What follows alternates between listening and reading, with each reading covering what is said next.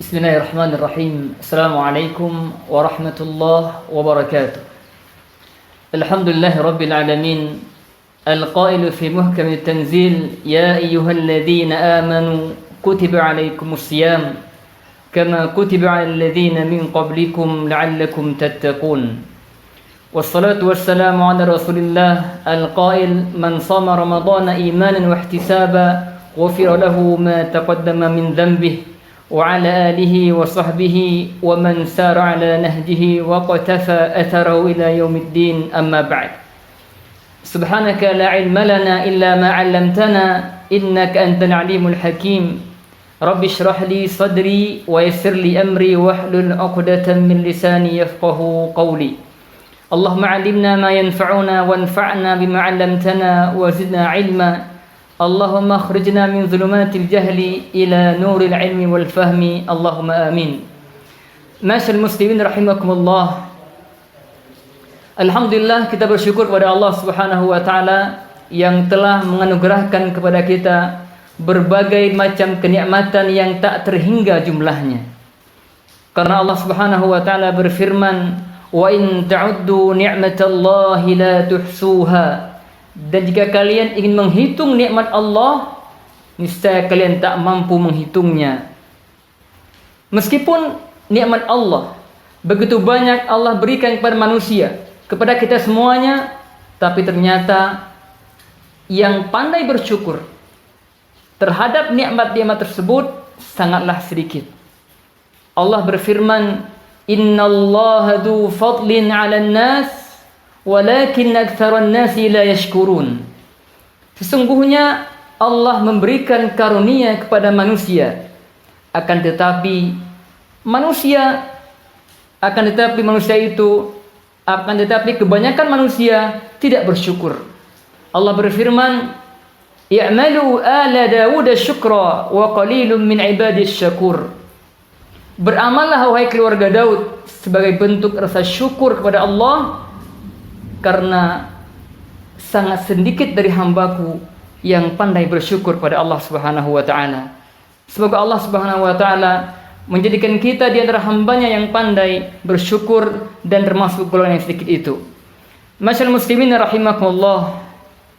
Salah satu nikmat besar yang hendaknya kita syukuri dan kita berbahagia dengannya adalah nikmat ketika kita diberi kesempatan oleh Allah Subhanahu wa taala untuk bertemu di Ramadan, bulan yang penuh keberkahan, bulan yang penuh ampunan Allah Subhanahu wa taala. Tapi perlu kita ingat bahwa tidak semua orang yang mendapati Ramadan, tidak setiap orang yang bertemu dengan Ramadan dia akan berbahagia, dia akan beruntung, dia akan mendapat ampunan. Tidak. Kenapa demikian? Karena dia tidak mampu memaksimalkan Ramadan dengan memperbanyak amal soleh. Dalam sebuah hadis disebutkan di mana Jabir bin Abdullah radhiyallahu anhu menceritakan bahwa suatu hari Nabi sallallahu alaihi wasallam naik mimbar, kemudian dia mengucapkan amin sebanyak 3 kali. Setelah Nabi turun dari mimbar, para sahabat bertanya, "Ya Rasulullah, sami'naka taqulu amin 3 marrat." Ya Rasulullah, kami mendengar engkau mengucapkan amin 3 kali. Ada apa gerangan? Maka Nabi SAW menjawab, "Ketika aku menaiki tingkat pertama dari mimbar, ja'ani Jibril. Jibril datang kepadaku dan berdoa." Perhatikan jamaah sekalian, doa Jibril alaihissalam, "Syaqiya 'abdun adraka Ramadan fansalakha minhu wa lam yughfar lahu." Celakalah, sengsaralah seorang hamba yang apabila dia mendapati Ramadan, dia hidup di tengah-tengah Ramadan, kemudian bulan itu berakhir, dia belum diampuni oleh Allah Subhanahu wa taala. Hadis ini dikeluarkan oleh Imam Al-Bukhari dalam kitab Adabul Mufrad dan disahihkan oleh Syekh Al-Albani. Kaum muslimin rahimakumullah, hadis ini menjadi pengingat untuk kita, warning yang sangat kuat bagi kita semuanya agar kita betul-betul memanfaatkan momentum Ramadan ini dengan sebaik mungkin. Dengan cara mengisi hari-harinya, malam-malamnya dengan berbagai amal soleh. Tentu dengan senantiasa menjaga keikhlasan kita kepada Allah Subhanahu wa ta'ala. Karena yang menjadi standar kebaikan bukanlah seseorang mendapati Ramadan, tapi bagaimana dia mampu memaksimalkan Ramadan dengan berbagai ketaatan kepada Allah Subhanahu wa ta'ala. Saya memohon kepada Allah agar Allah memberikan kita taufik agar kita mampu melalui menjalani Ramadan ini dengan amal soleh kepada Allah Subhanahu wa ta'ala. Kaum muslim rahimakumullah, di antara amal soleh yang hendaknya menjadi perhatian besar seorang mukmin di bulan yang penuh berkah ini adalah berinteraksi dengan Al-Quran. Al-Quran yang merupakan kitab hidayah, kitab petunjuk, pedoman hidup bagi umat manusia. Barang siapa yang menjadikan Al-Quran sebagai petunjuk hidupnya, berpegang teguh kepadanya, mengamalkan kandungan-kandungannya, mengamalkan petunjuk Al-Quran, maka dia akan hidup dengan penuh ketenangan jiwa. Dia akan mendapatkan kebahagiaan di dunia, dan di akhirat nanti dia akan menjadi orang yang berbahagia dengan surga Allah Subhanahu wa ta'ala. Namun sebaliknya, ketika seorang berpaling dari Al-Quran, tidak peduli dengan Al-Quran, meninggalkan Al-Quran, tidak mengamalkan kandungan Al-Quran dan tidak mengamalkan petunjuknya, maka dia akan merasakan hidup yang sempit, hati yang kaku, beku, dan dia akan merasakan galau, dan dia akan tersesat dalam hidupnya. Bahkan yang paling mengerikan, nanti di akhirat mereka dia akan mendapatkan ancaman api neraka. A'udzubillahi min dzalik. Allah Subhanahu wa ta'ala berfirman, "Faman ittaba'a hudaya fala yadhillu wa la yashqa." Maka barang siapa yang mengikuti petunjukku, fala yadhillu wa la yashqa, maka dia tidak akan tersesat dan tidak akan sengsara. Wa man a'rada 'an dzikri fa inna lahu ma'isyatan dhanka wa nahsyuruhu yaumal qiyamati a'ma. Dan barang siapa yang berpaling dari kitabku, dari petunjukku, dari Al-Quran, maka baginya kehidupan yang sempit, hati yang sempit, tidak merasakan kenyamanan jiwa, ketenangan jiwa. Wa nahsyuruhu yaumal qiyamati a'ma. Dan kami bangkitkan dia pada hari kiamat nanti dalam keadaan buta. Dia berkata, qala rabbi lim hasyartani a'ma wa qad kuntu basira. Wahai Rabbku, kenapa engkau bangkitkan aku dalam keadaan buta, padahal dulu aku bisa melihat? Allah menjawab, qala kadzalika atatka ayatuna fanasitaha wa kadzalika al-yawma tunsa. Wahai hambaku, karena dulu kamu ketika Al-Quran datang kepadamu, ayat-ayat kami datang kepadamu, kamu abaikan, kamu berpaling darinya, maka hari ini pun engkau akan dibiarkan, dilupakan. Kaum muslimin rahimakumullah, Ibnu Abbas radhiyallahu anhuma, turjumanul Quran, mengatakan, tadammanallahu liman qara'al Quran wattaba'a lima fihi an la yadhilla fid dunya wa la yashqa fil akhirah. Ibnu Abbas radhiyallahu anhuma, seorang mufassir dari kalangan sahabat yang dikenal dengan turjuman Al-Quran, pakarnya tafsir di zaman sahabat Nabi. Beliau mengatakan, Allah Subhanahu wa ta'ala menjamin siapa saja yang membaca Al-Quran dan mengikuti petunjuknya, mengamalkan isinya, alla yadhilla fid dunya wa la yashqa fil akhirah. Allah jamin dia tidak akan tersesat di dunia dan tidak akan sengsara di akhirat nanti. Kemudian beliau membacakan, famanittaba hudaya fala yadhillu wa la yashqa. Oleh karena itu, bagi siapa saja yang ingin kebahagiaan dan ketenangan jiwa, ingin selamat dari penyimpangan, ingin selamat dari kesengsaraan hari kiamat yang maha dahsyat, hendaklah menjadi sahabat Al-Quran. Jadikan Al-Quran sebagai pedoman hidup kita. Jadikan Al-Quran sebagai bacaan utama kita. Jika tidak, hati kita akan gersang. Kita akan merasakan sempit jiwa ini. Meskipun dilingkupi oleh harta dunia yang berlimpah, tapi ketika kita jauh dari Al-Quran, kita akan merasakan seakan-akan dunia itu sempit. Sisihkan waktu untuk bersama Al-Quran. Setiap hari, setiap malam kita hendaknya ada waktu khusus untuk bersama Al-Quran. Iya, setiap hari. Dan di bulan apapun kita berada, hendaknya Al-Quran menjadi perhatian kita. Jangan pernah kita memutuskan hubungan dengan Al-Quran. Tapi kaum muslimin rahimakumullah, di Ramadan, di bulan Ramadan, perhatian kita terhadap Al-Quran harus lebih kita tingkatkan lagi. Interaksi kita dengan Al-Quran di Ramadan ini harus lebih maksimal lagi. Kenapa demikian? Saya yakin para pendengar sekalian, kaum muslim sekalian sudah sangat paham dengan keistimewaan bulan ini. Sebabnya, kenapa kita harus lebih meningkatkan kedekatan kita dengan Al-Quran di Ramadan? Li'annal Quran unzila fi Ramadan. Karena Al-Quranul Karim diturunkan di bulan Ramadan. Dan ini semua kita sudah sangat memahaminya. Allah berfirman, Syahrul Ramadan alladzi unzila fihi Al-Quran hudan linnas. Bulan Ramadan, bulan yang di dalamnya diturunkan permulaan Al-Quran sebagai hidayah bagi manusia.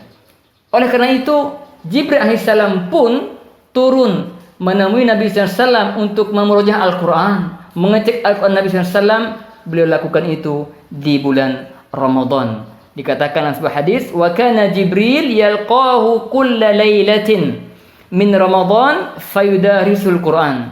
Dan Jibril biasa menemui Nabi SAW pada setiap malam Ramadan untuk tadarus Al-Quran bersama Nabi SAW. Ibnu Rajab mengatakan bahwa hadis ini menjadi dasar bahwa pentingnya kita meningkatkan perhatian kita terhadap Al-Quran di bulan Ramadan yang berkah ini. Kaum muslim rahimakumullah, lantas bagaimana bentuk interaksi kita dengan Al-Quran? Barangkali kebanyakan dari kita ketika kita berbicara tentang interaksi dengan Al-Quran, yang terbayang adalah tilawah. Naam, sahih. Tilawah itu bagian dari bentuk interaksi kita dengan Al-Quran. Tapi bukanlah itu satu-satunya cara kita berinteraksi dengannya. Mari kita perhatikan beberapa bentuk interaksi kita dengan Al-Quran. Semoga kita bisa mengamalkannya. Yang pertama adalah dengan al-istima', mendengarkan Al-Quran. Istima' dalam arti mendengar dengan penuh konsentrasi, bukan dengan sambil lewat, bukan, tapi fokus kita yang benar untuk mendengar Al-Quran, fokus dan konsentrasi mendengarkan Al-Quran. Disebutkan dalam sebuah riwayat bahwa Nabi SAW pernah mengatakan kepada Abdullah bin Mas'ud radhiyallahu anhu, Iqra' alayya Al-Quran, bacalah kepadaku Al-Quran. Ibnu Mas'ud mengatakan, ya Rasulullah, aqra'u alayka wa alayka unzil, apakah saya akan membacakan padamu Al-Quran padahal Al-Quran diturunkan padamu? Lantas Nabi mengatakan, inni uhibbu an asma'ahu min ghairi, saya ingin mendengar Al-Quran dari orang lain. Makanya kita pun perlu mengikuti sunnah ini, mendengarkan Al-Quran dari orang lain. Dan sekarang alhamdulillah banyak sekali sarana yang bisa kita tempuh untuk bisa mendengarkan Al-Quran. Kita bisa memilih murattal dan para qari yang masyhur, yang sesuai yang kita inginkan. Ini suatu kebaikan yang perlu kita perhatikan. Kemudian bentuk yang kedua itu tilawah, membaca Al-Quran. Dan membaca ini merupakan amalan yang memiliki pahala yang luar biasa. Bahkan Nabi bersabda, man qara'a harfan min kitabillah falahu bihi hasanah wal hasanatu bi asyri amsalha la aqulu alif lam mim harf walakin alifun harfun wa lamun harfun wa mimun harfun. Barang siapa yang membaca satu huruf di Al-Quran, maka baginya 10 kebaikan. Nah, satu kebaikan dan satu kebaikan itu dilipat ganda menjadi 10 kebaikan. Nabi tidak mengatakan alif lam mim itu satu huruf, tapi alif satu huruf, lam satu huruf, dan mim satu huruf. Alif lam mim kalau kita baca itu sudah mendapatkan 30 pahala. Bagaimana dengan kita baca 1 juz, 2 juz, bahkan 30 juz? Sungguh pahala yang begitu besar yang kita dapatkan. Oleh karena itu, para salaf kita, para ulama salaf, kita melihat, membaca kisah mereka, begitu dahsyat interaksi mereka dalam membaca Al-Quran di Ramadan ini. Sering kita mendengar ada yang mengkhatamkan Al-Quran setiap malam. Ya, fi al-Aswad rahimahullah ta'ala, beliau mengatakan, beliau yaqra'ul Quran fi kulli lailatin min Ramadan, menamatkan Al-Quran, mengkhatamkan Al-Quran setiap malam. An-Nakhai rahimahullah ta'ala, beliau mengkhatamkan Al-Quran setiap malam di 10 terakhir. Tapi di selain 10 terakhir, beliau mengkhatamkan 3 malam sekali, 3 hari sekali. Qatadah, beliau mengkhatamkan 7 hari sekali pada hari normal. Pada Ramadan, beliau mengkhatamkan 3 hari sekali. Pada 10 terakhir, beliau mengkhatamkan setiap malam sekali. Ya, dan masih banyak lagi contoh-contoh dari para salaf kita yang mana mereka begitu perhatian dengan Al-Quran. Yang berikutnya, bentuk interaksi kita dengan Al-Quran adalah memahami makna.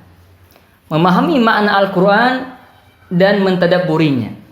Ini sangat penting, kaum muslimin sekalian. Kebanyakan dari kita barangkali hanya mencukupkan diri illa marhamallah dengan membaca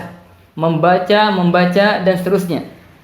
Bagus membaca itu mendapat pahala yang besar, tapi ada level yang di atasnya ini yang lebih utama, lebih harus kita perhatikan lagi, yaitu memahami apa yang kita baca.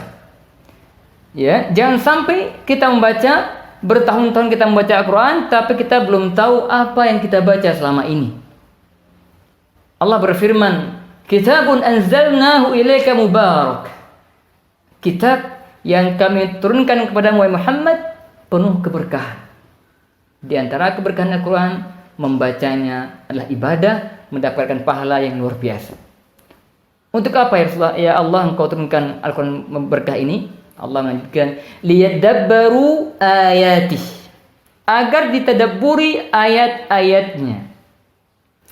Al-Qurtubi rahimahullah ta'ala mengatakan, fihi dalil ala wujubi ma'rifati ma'anil Quran. Ayat ini mengandung dalil tentang wajibnya kita memahami makna Al-Quran. Oleh karena itu, hendaknya kita memiliki waktu khusus untuk memahami makna-makna Al-Quran. Paling minimal kita membaca terjemahannya, terjemahan ayat. Kita baca Al-Fatihah setiap hari. Sudahkah kita memahami maknanya? Jika belum, maka Ramadan ini kesempatan kita, silahkan buka terjemahannya dan pelajari maknanya. Hafalkan dan renungkan maknanya. Kemudian surat-surat pendek, juz 30.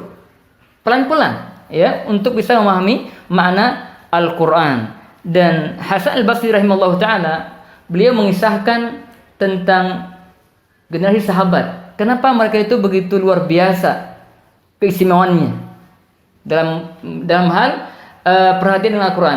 Beliau mengisahkan, inna man kana qablakum yarawna al-Quran rasaila ilaihi min rabbihim. Mereka memandang bahwa Al-Quran itu sebagai surat atau pesan dari Rabb mereka kepada mereka. Jadi ketika membaca Al-Quran itu, mereka merasakan ini pesan Allah SWT kepada dirinya, sehingga dia berusaha untuk memahami apa yang Allah inginkan. Jangan sampai seperti yang disebutkan oleh Ibnu Mas'ud, rubba qarin lil Qur'an wal Qur'an yal'anu. Betapa banyak orang baca Al-Quran, tapi Al-Quran malah melaknatnya. Maksudnya apa? Al-Quran melaknat orang yang berdusta, tapi dia berdusta. Dan kita melihat di Al-Quran banyak sekali ayat-ayat yang menjelaskan tentang perintah larangan. Banyak orang baca Al-Quran, ya ayyuhalladzina amanu taqullaha wa dharu ma baqiya minar riba in kuntum mu'minin. Hai orang yang beriman, bertakwa kepada Allah dan tinggalkanlah riba. Banyak orang yang melakukan transaksi ribawi, padahal dia membaca ayatnya.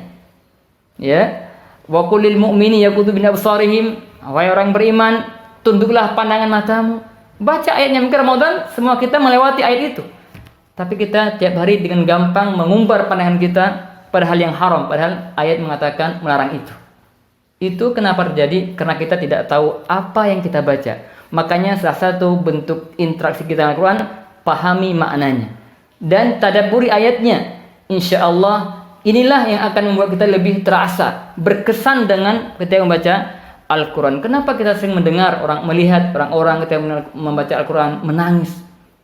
Karena mereka mengerti apa yang Allah firmankan dan apa yang merasakan. Makanya saya mau share kepada kita semuanya, mari Ramadan kali ini kita coba atur waktu kita untuk memahami makna Al-Quran.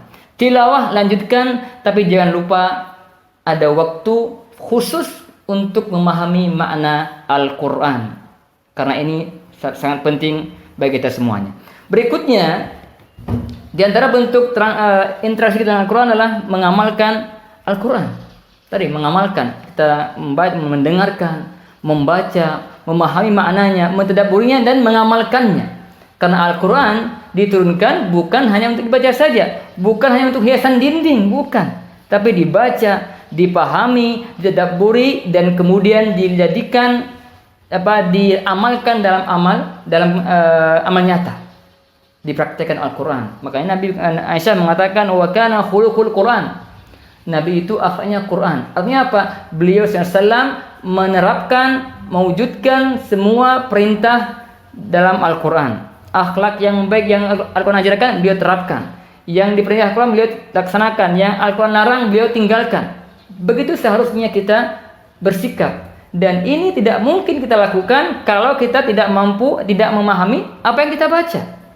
Jadi level mengamalkan ini didahului oleh level memahami makna. Maka penting sekali poin yang keempat ini, antara memahami makna Al-Quran dan kemudian mengamalkan kandungannya. Allah berfirman, wa hadza kitabun anzalnahu mubarak. Sekali lagi, mubarak, berkah, keberkahan luar biasa Al-Quran itu. Fattabi'uhu, maka ikutilah dia. Ikutilah petunjuknya. Ada perintah, laksanakan. Ada larangan, tinggalkan, jauhkan. Ada khabar-khabar dari Al-Quran, benarkan, jangan didustakan. Itu bentuk pengamalan terhadap Al-Quran. Saya ulangi, Al-Quran itu mengandung perintah, mengandung larangan, mengandung khabar-khabar tentang hari kiamat. Maka jika itu bentuk perintah, kita amalkan. Bentuk larangan kita tinggalkan. Dan jika itu bentuk khabar atau berita yang Allah sampaikan kepada kita, maka kita harus yakini itu dan benarkan.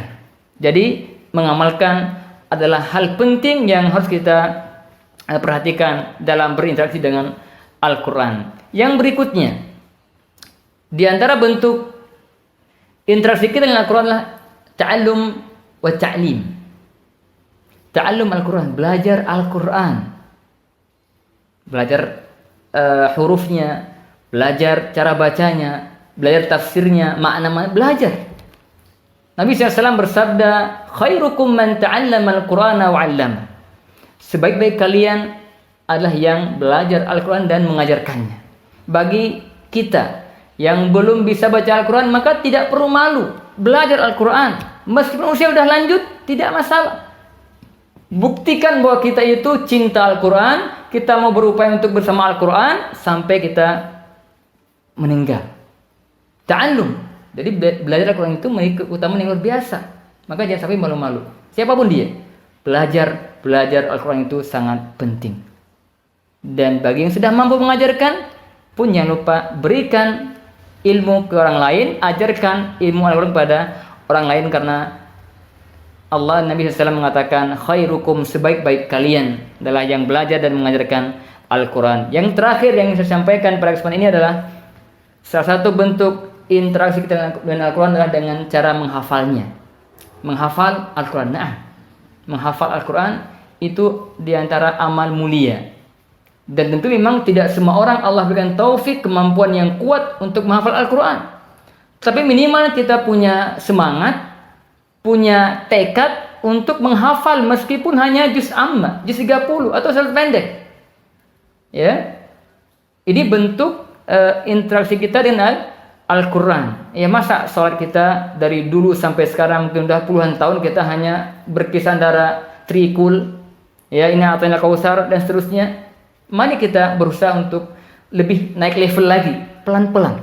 Yang pasti kita punya niat, punya kesungguhan, insya Allah Allah akan beri taufik. Kaum muslim rahimakumullah, kalau kita sudah tahu tentang bentuk-bentuk interaksi kita dengan Al-Quran dan kita bertekad tentunya untuk melakukan apa yang kita mampu, memaksimalkan apa yang kita bisa dari level-level tadi itu, dari mulai mendengarkan, kemudian membaca, kemudian memahami maknanya, mentadabburinya, mengamalkannya dan belajar dan mengajarkannya, kemudian menghafalkannya, maka lakukan. Dan saya lebih tekankan di sini dalam hal memahami makna Al-Quran itu sangat penting. Ya, kalau sekarang kita sudah terbiasa membaca tilawah, mungkin sekarang banyak dari kaum muslimin, dari pemirsa sekalian sudah mengkhatamkan berkali-kali barangkali. Tapi sekarang silahkan. Sudah ada waktukah? Sudah ada waktu untuk membaca makna Al-Quran. Kalau belum ada, silahkan sisihkan waktu khusus untuk baca makna Al-Quran.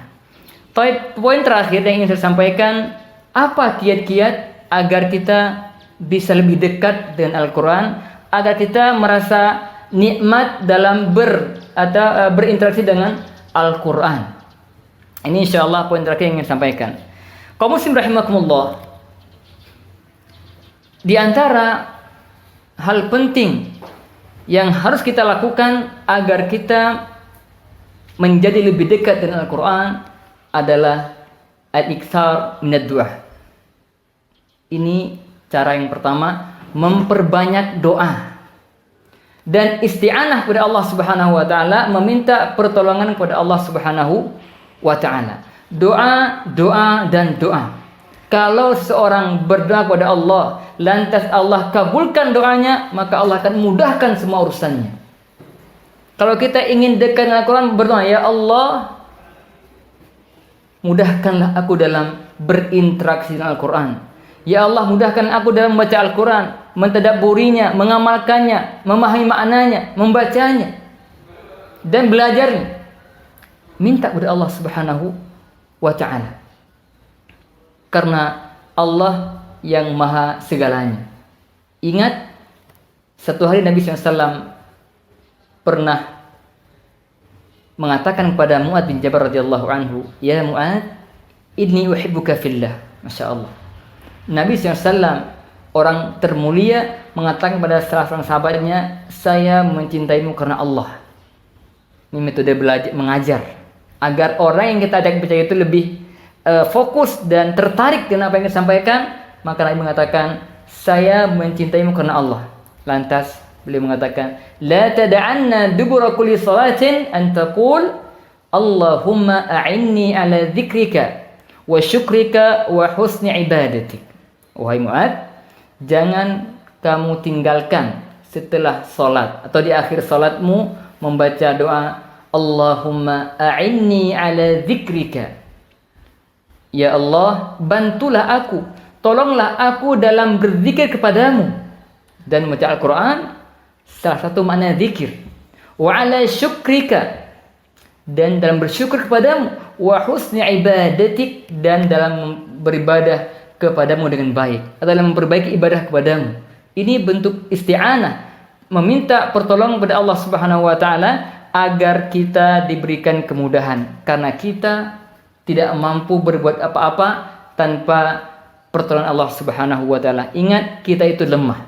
Semua kebaikan yang kita lakukan, semua prestasi yang kita dapatkan, itu semuanya dari taufik Allah Subhanahu wa taala. Jangan pernah merasa berjasa, merasa sombong, beramal banyak. La. Itu semuanya karena Allah Subhanahu wa taala. Allah berikan taufik kepada Anda, kepada kita semua, sehingga kita mudah dalam beribadah. Oleh karena itu senantiasa berdoa, Allahumma a'inni ala dzikrika wa syukrika wa husni ibadati. Itu yang pertama. Memperbanyak doa dan beristighfar kepada Allah Subhanahu wa taala. Kemudian yang kedua, agar kita lebih dekat dengan Al-Qur'an, termotivasi untuk bersama Al-Qur'an, berlama-lama dengan Al-Qur'an, maka tip yang kedua, hendaknya kita memperbaiki hati kita. Memperhatikan kesucian hati kita, kebersihan hati kita dari noda dan maksiat. Karena Al-Qur'an itu akan memberikan pengaruh atau maksiat akan mengotori hati, dan hati yang kotor akan sangat susah untuk dekat kepada Allah Subhanahu wa taala. Bahkan maksiat itu bisa menghalangi seorang dari ketaatan kepada Allah Subhanahu wa taala. Ada orang yang hilang hafalannya karena maksiat. Ada orang yang diharamkan qiyamul lail karena maksiat. Makanya kita harus perbaiki hati kita, cek hati kita agar senantiasa bersih dari segala noda-noda dosa. Betapa banyak orang mungkin zahirnya terlihat selamat dari dosa, tapi hatinya berdosa. Hatinya penuh hasad, penuh dengki, iri, ada riya di dalamnya, kesombongan. Itu semuanya penyakit-penyakit hati yang dapat menghalangi seorang dari ketaatan kepada Allah Subhanahu wa taala. Oleh karenanya, mari kita perhatikan hati kita agar kita mampu berlama-lama dengan Al-Quran. Karena disebutkan sebuah riwayat seperti dikatakan oleh Utsman bin Affan radhiyallahu anhu, beliau mengatakan, "Lau tahurat qulubuna lama syabi'at min kalami rabbina." Seandainya hati kita itu bersih dari dosa, sungguh kita tidak akan pernah kenyang dengan firman Rabb kita. Artinya apa? Kita akan nyaman, merasa lezatnya bersama Al-Quran, kenyamanan dengan Al-Quran. Kenapa? Hati kita bersih. Makanya hendaknya kita memperhatikan kesucian hati kita agar kita bisa lebih dekat dengan Allah SWT melalui firman-Nya yang mulia. Kemudian yang ketiga, kaum muslimin rahimakumullah, adalah mengetahui tentang keagungan Al-Quran. Karena kita tahu semuanya bahwa ketika seorang tidak mengetahui tentang nilai sesuatu, dia akan bersikap biasa. Dia tak mengetahui harga suatu barang, dia akan bersikap biasa, tidak terlalu peduli, bahkan dia membiarkannya begitu saja. Tapi jika dia tahu bahwa barang ini berharga, bernilai, dan seterusnya, dia akan perhatian, dia akan menjaganya, dia akan meletakkannya di tempat yang paling aman. Kenapa begitu dilakukan? Karena dia tahu ini barang sangat berharga. Begitu halnya dengan Al-Quran. Kalau seorang muslim, kita mengerti betul, mengerti dalam arti kita benar meresapi tentang keagungan Al-Quran, merasakan keagungan Al-Quran, insya Allah kita akan memperlakukannya dengan sangat luar biasa. Sebagaimana yang terjadi pada kalangan salaf kita, para ulama salaf semuanya begitu dahsyat pengakuan mereka Al-Quran sehingga mereka menjadi Al-Quran sebagai panduan hidup mereka, bahkan bacaan harian mereka. Oleh karena itu, di antara hal yang perlu kita ketahui tentang agungnya Al-Quran, cukuplah kita yakini dan resapi dalam jiwa kita bahwa Al-Quran kalamullah, firman Allah Subhanahu wa taala yang menciptakan kita, yang memberikan kita telinga, memberikan kita mata, yang membuat jantung kita berdetak, itu Allah, dan kita membaca kalamnya, firmannya. Harus kita rasakan itu dalam jiwa agar kita merasa sesuatu yang luar biasa, sehingga kita memiliki perhatian besar terhadap Al-Quran. Tapi kalau kita merasa Al-Quran biasa saja, bacaan biasa, maka kita akan mengabaikannya. Oleh karena itu, tanamkan dalam jiwa kita tentang agungnya Al-Quran. Al-Quran itu agung dan agung. Disebutkan oleh seorang ulama salaf, yaitu Hasan al-Basri, beliau mengatakan, "Idza aradta an tukallima Allah fasalli." Jika engkau ingin berbicara dengan Allah, salatlah engkau. Karena salat itu merupakan munajah seorang hamba dengan Allah Subhanahu wa taala. Wa idza aradta an yukallimaka Allah faqra'il Qur'an. Kalau Anda ingin Allah berbicara denganmu, maka bacalah Al-Quran. Jadi kita tanam dalam jiwa kita ketika kita berinteraksi dengan Al-Quran, baik itu membaca, mendengarkan, atau memahami maknanya, atau mentadabburinya, mengamal dan seterusnya, kita ingat ini semuanya adalah firman Allah Subhanahu wa ta'ala yang hendaknya menjadi perhatian besar kita dalam hidup ini. Kemudian kaum muslimin yang dirahmati Allah Subhanahu wa ta'ala, di antara hal penting yang kita harus pahami tentang Al-Quran, bahwa Al-Quran itu sumber kebahagiaan bagi Anda, bagi kita semua yang ingin bahagia, ketenangan jiwa, maka Al-Quranlah obatnya. Orang yang mengerti bahwa Al-Quran sumber kebahagiaan, dia akan bersama Al-Quran. Kenapa? Karena setiap orang pasti ingin bahagia, ingin ketenangan jiwa. Banyak orang yang mungkin menjadi ketenangan itu berangkat ke pantai, berangkat kemana, ke tempat-tempat yang mungkin maksiat. Ingin apa? Ingin cari ketenangan jiwa. Tapi ternyata dia tidak tahu bahwa Al-Quran adalah sumber ketenangan jiwa. Ala bidzikrillah tatma'innul qulub. Dan berzikir kepada Allah, hati akan menjadi tenang. Dan Al-Quran di antara zikir yang sangat luar biasa manfaatnya bagi hati seorang manusia. Kemudian di antara bentuk keagungan Al-Quran yang perlu kita juga ingat, bahwa Al-Quran itu pedoman hidup kita. Kita dalam hidup ini butuh panduan, butuh pedoman. Bagaimana kita akan sampai pada tujuan akhir kalau panduan yang kita miliki tidak ada atau salah? Pasti kita akan sesat di jalan. Makanya Al-Quran ini kita yakini pedoman hidup kita, panduan hidup kita. Ingin ke surga, Al-Quran akan mengantar kita, akan mengarahkan kita ke surga. Oleh karena itu, orang yang mengerti akan hal ini, dia akan berusaha insya Allah untuk bisa memahami petunjuk Al-Quran, agar dia bisa mendapatkan keutamaan Al-Quran dan dia bisa mendapatkan kebahagiaan di akhirat nanti. Dan yang terakhir, kaum muslimin rahimakumullah, adalah di antara cara agar kita lebih dekat dengan Al-Quran, mengetahui keutamaan berinteraksi dengan Al-Quran.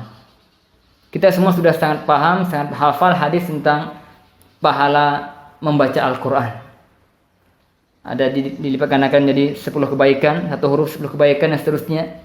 Allah Nabi bersabda, "Iqra'ul Quran fa innahu ya'ti yaumal qiyamati syafi'an li ashabihi." Dia akan bersyafaat pada hari kiamat nanti. Ya. Bahkan Allah SWT akan mengangkat ahli Al-Quran, orang-orang yang bersahabat dengan Al-Quran, akan angkat dia di dunia, di alam kubur, di akhirat nanti.